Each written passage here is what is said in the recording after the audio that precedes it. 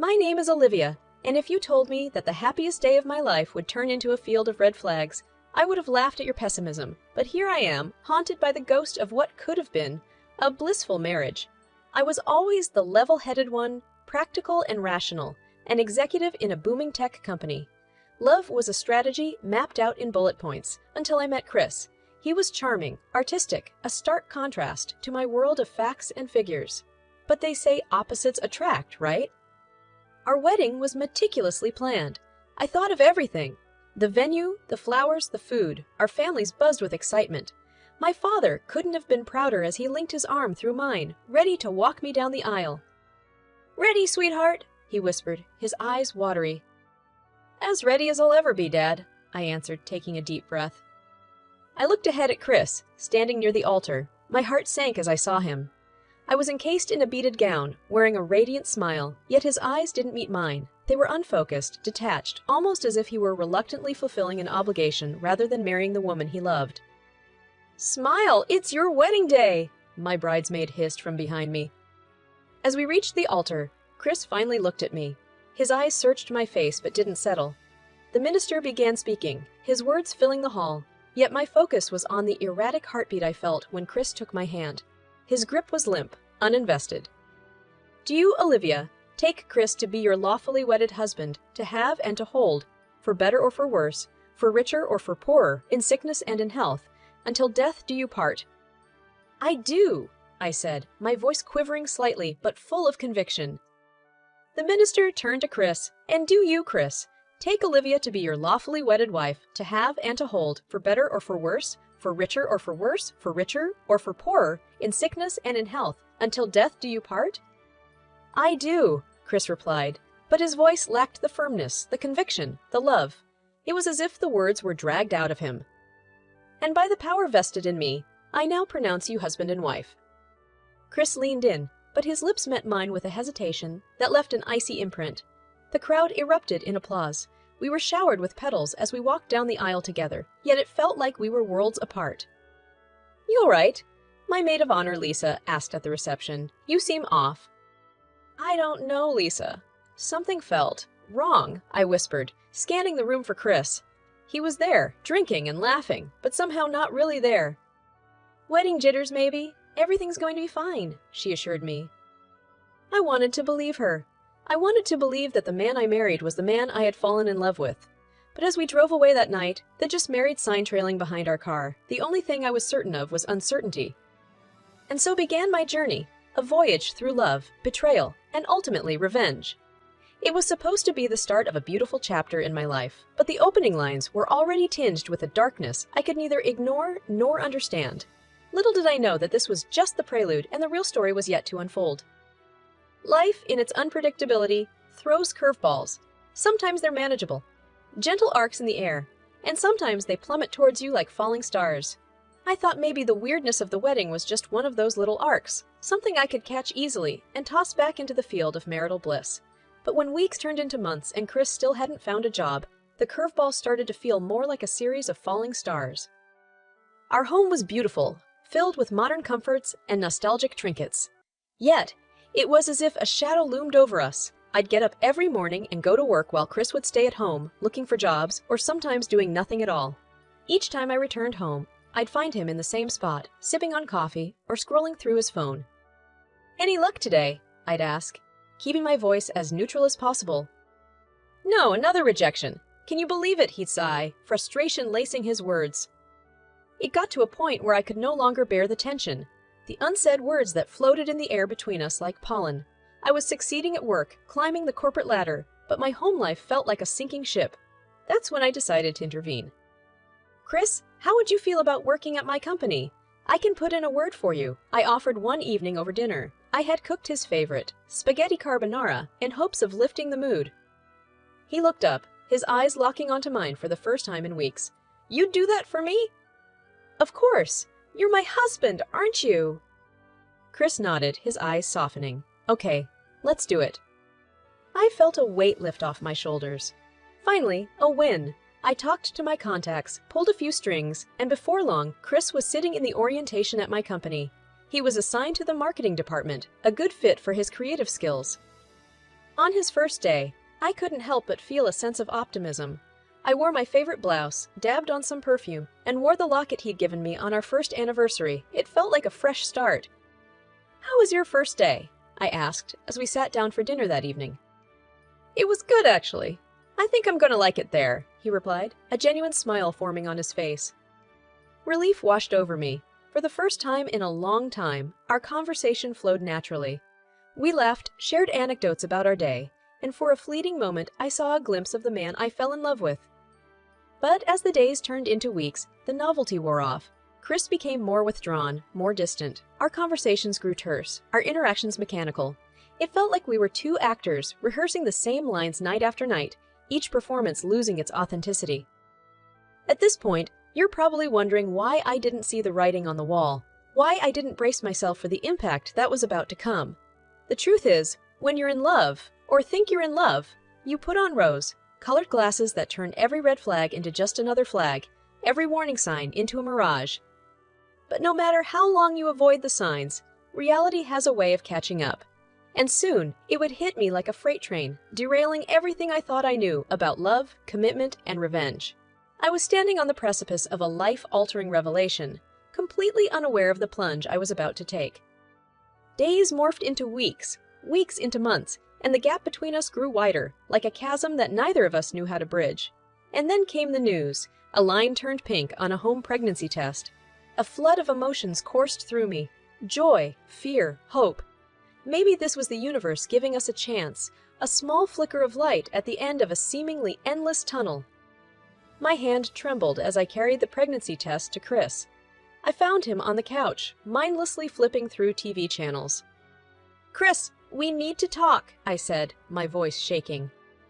He glanced up, sensing the gravity in my tone, and muted the TV. Taking a deep breath, I handed him the test. "I'm pregnant." His face went as white as a sheet, his eyes widening. "You're what?" he finally said, his voice tinged with disbelief. "I'm pregnant, Chris. We're going to have a baby," I repeated, hoping the second utterance would bring a happier reaction. Instead, he literally turned pale, setting the test down on the coffee table as if it were toxic.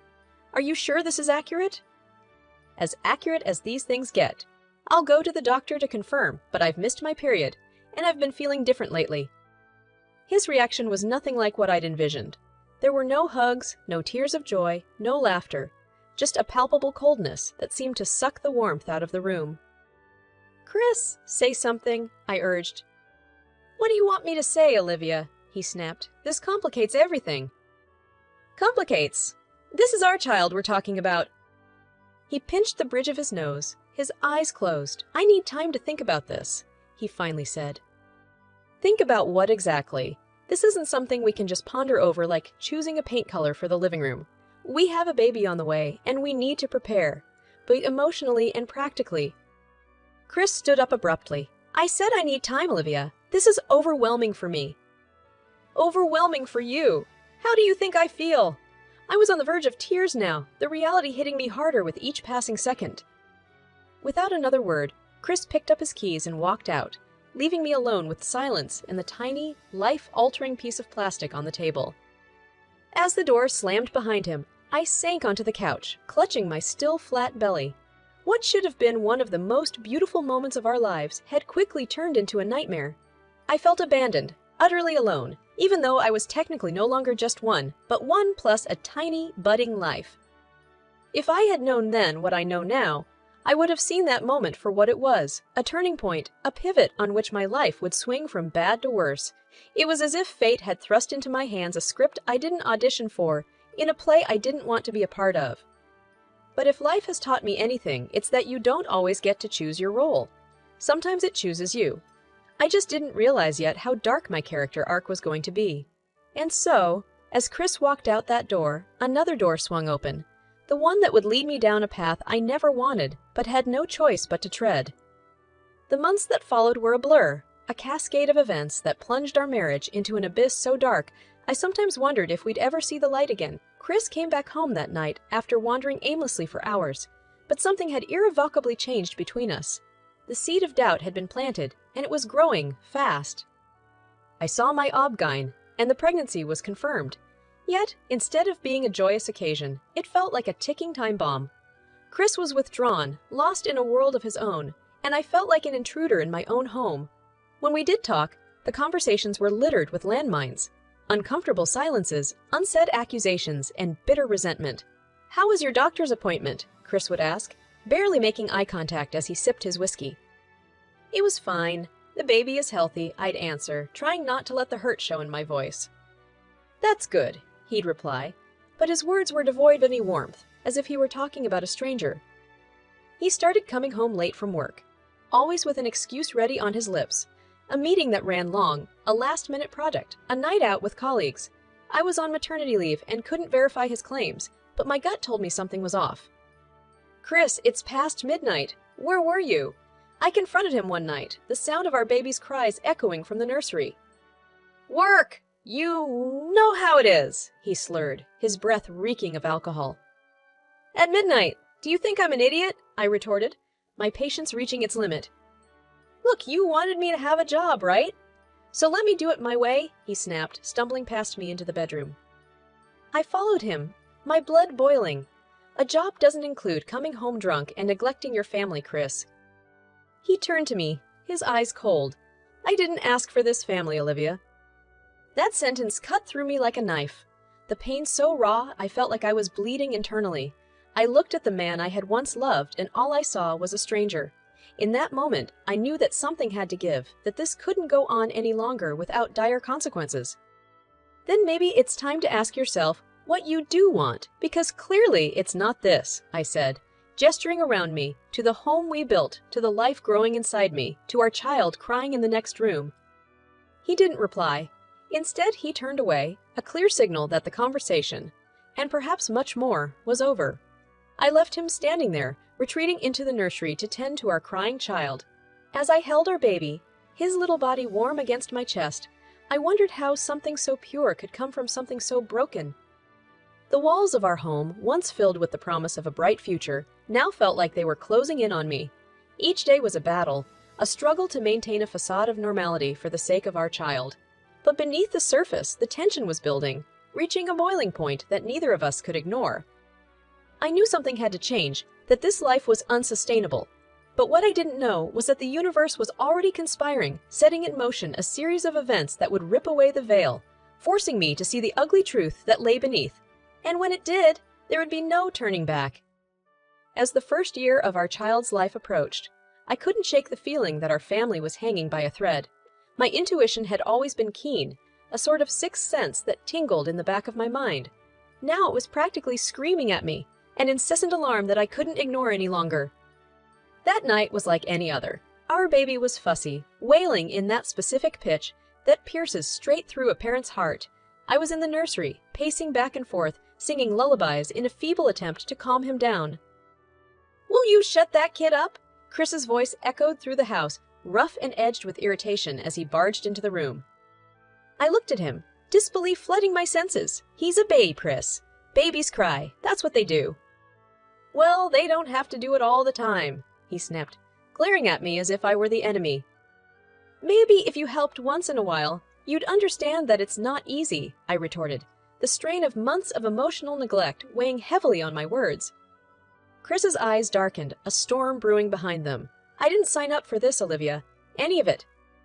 "Neither did I, Chris, but here we are. We're parents, and that comes with responsibilities that you've been ignoring." The tension reached a fever pitch, the air in the room thick with unsaid words and pent-up emotions. And then it happened. In a sudden burst of anger, Chris yelled, "I can't take it anymore," and stormed out, but not before unlocking the front door and practically throwing me and our son out of the house. Stunned, I found myself standing outside, my baby cradled in my arms, my house, my sanctuary, locked behind me. That was the breaking point, the moment when the dam finally burst, releasing a torrent of reality that I could no longer ignore. Feeling humiliated and defeated, I did the only thing I could think of. I went to my parents' house. They lived on the other side of town, and the journey felt like an odyssey, each step heavy with the weight of my crumbling marriage. When I arrived, the look on my mother's face said it all. This was serious, and something needed to be done. After putting my baby to bed in the guest room, I sat down in the living room, my parents looking at me with a mix of concern and disbelief. "Mom, Dad, I think I need to get a divorce," I finally said, the words feeling both foreign and painfully accurate. My parents exchanged a glance. Then my father spoke, his voice tinged with a sadness I'd rarely heard. "Olivia, we've seen you suffer for a long time. If you think this is the best course of action, we support you." Armed with their support, I knew what I had to do. But what I didn't know was just how twisted the road ahead would be. The threads of my marriage might have been frayed, but they were tangled too, woven into a complex web of legalities, shared assets, and emotional warfare. And at the center of it all was my soon-to-be ex-husband, Chris, a man I once loved but now realized I hardly knew. I took a deep breath, bracing myself for the battle that lay ahead. Little did I know, it would be one that would change the course of my life forever. Revenge, as they say, is a dish best served cold. And I was about to serve it in a way that neither Chris nor I could ever have anticipated. After that night at my parents' house, I knew I had reached a crossroads. The path that lay ahead was fraught with challenges, but I was no longer willing to sacrifice my happiness, or that of my child's, for the sake of a marriage that was clearly beyond saving. The first step was to confront Chris. It was going to be uncomfortable and potentially volatile, but it was necessary. I arranged to meet him at a neutral location, a local coffee shop where I hoped the public setting would temper any outbursts. As I sat across from him, his face seemed worn, lines of stress etching deeper into his features. It was a stark contrast to the man I had married and a somber reminder of how far we had drifted apart. "Chris, we need to talk," I began, my voice trembling despite my resolve. "About what? The weather? The latest sports scores?" he retorted, his tone laced with cynicism. "About us. About our marriage. About our child," I said, keeping my eyes locked onto his, willing him to understand the gravity of the moment. He sighed, his shoulders sagging as if resigned to the inevitable. "I can't live like this anymore, and I won't let our child grow up in a home filled with tension and unhappiness. I think we should get a divorce." His eyes widened, though I couldn't tell if it was from surprise or relief. "You want to divorce me?" "Yes, I do. And not just that, I'll also be terminating your employment at the company." He laughed, a bitter, hollow sound that sent chills down my spine. "You're going to fire me too! You're real cold, Olivia." "It's not about being cold. It's about doing what's necessary. You've been coming home drunk, acting irresponsibly. You're not the kind of influence I want in our company, let alone in our child's life." The words hung in the air, heavy with their implications. Chris seemed to deflate, the fight draining out of him. So what happens now? Now, we go through the legal process. I've already consulted a lawyer. You should too, I advised, determined to keep things as civil as possible. "As you wish," he said, his voice tinged with a sadness that almost made me second-guess my decision. Almost, but not quite. As I left the coffee shop, a whirlwind of emotions swept through me. Relief, sadness, and a tinge of apprehension about what lay ahead. But overriding it all was a sense of empowerment. For the first time in months, maybe even years, I felt like I was back in the driver's seat of my own life. That feeling carried me through the next few days as I set things into motion. I met with her to begin the process of Chris's termination. It was a difficult conversation, charged with the awkwardness of personal matters bleeding into professional ones.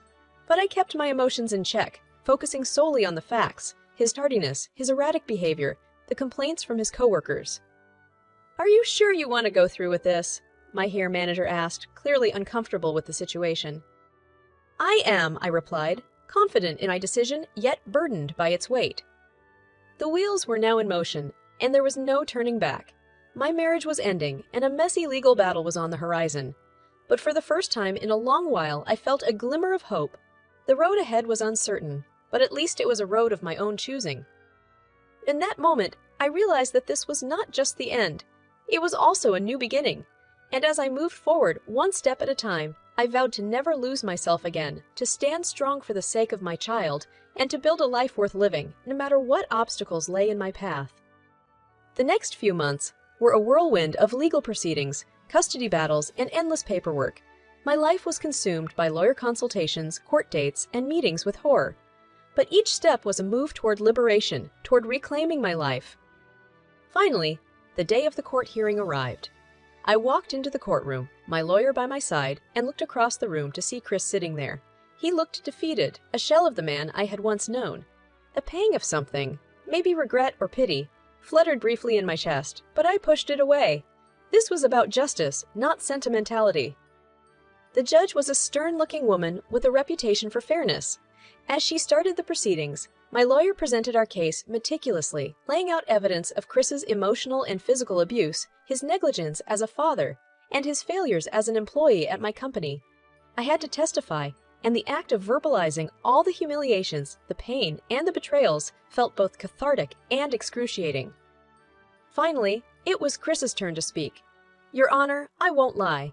I've made mistakes I deeply regret, but I've learned from them. I'm willing to change for the sake of my family. The judge looked unimpressed. Mr. Williams, regret is easy. Change is hard. You had opportunities to make things right, but you chose not to. Therefore, the court has decided to grant the petition for divorce.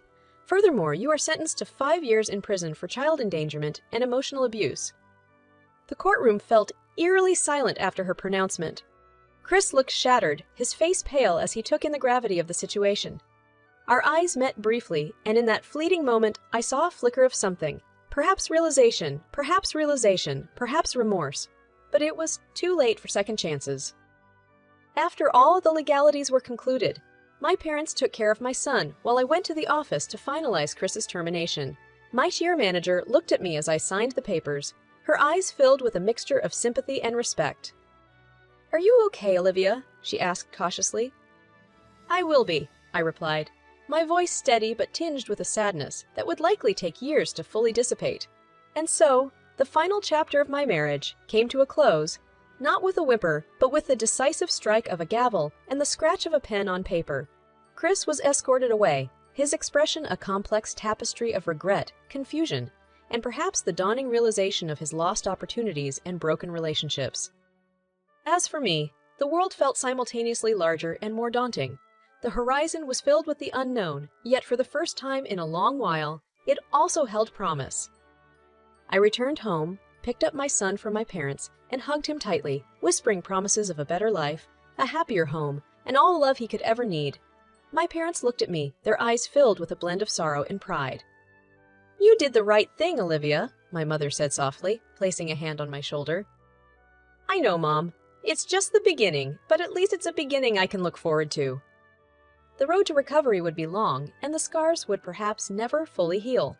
But as I closed the door behind me, stepping into the newfound quiet of my home, a home that was once filled with tension but now held the potential for peace, I knew that revenge had been served, not through petty acts or spiteful words, but through justice, through the reclaiming of my life and the protection of my child. And so, I moved forward one day at a time, rebuilding the shards of my broken past into a mosaic of newfound strength, courage, and hope for the future.